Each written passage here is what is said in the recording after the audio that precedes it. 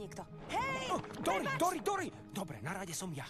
Mám temnú a zlovesnú predtuchu. Tú rybu nepoznáme. Ak sa jej opýtame na cestu, možno po nás zostanú len kostičky. Prečo robí mužom problém opýtať sa na cestu? Dory, nevyťahuj na mňa mužskú kartu. Ak chceš hrať karty, ja hrám len hru a kone zomri. Chceš sa odtiaľto dostať? Samozrejme. Ale ako keď to nevyskúšame a nebudeme dúfať, že to dobre dopadne? Áno, ale Dory, asi celkom nechápeš, čo No všetko... tak, dôveruj mi.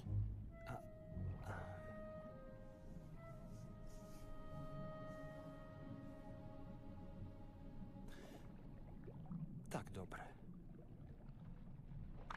Prepáčte! Kamoško! Dobrý deň!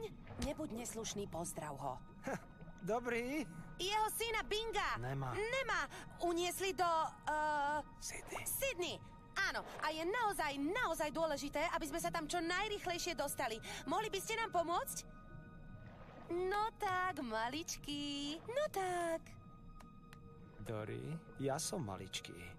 Nemyslím, že to je nejaká malá ryba. Veľká ryba, veľryba. Dobre, skúsim to veľrybou rečou. Musíme nájsť jeho Čo to vystrájaš? syna. Čo to robíš?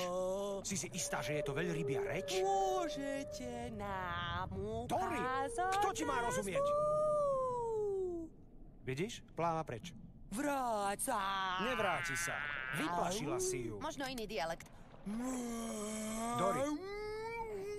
Dory, toto nie je veľrybý jazyk. Hovoríš, ako by ťa bolelo brucho. Skúsim jazyk vráskavcov. Nie, žiadnu vráskavčinu. Znie to, ako by si bola chorá. Možno hlasnejšie, Nie, nerob to. Kosatkovčina, neznelo to ako kosatka? Neznie to ako kosatka. Neznie to ako nič, čo som kedy v živote počul. Aj tak dobre, možno má hlad. Neboj sa, veľryby nejedia klaunov, živia sa planktónom. Rýchlo preč!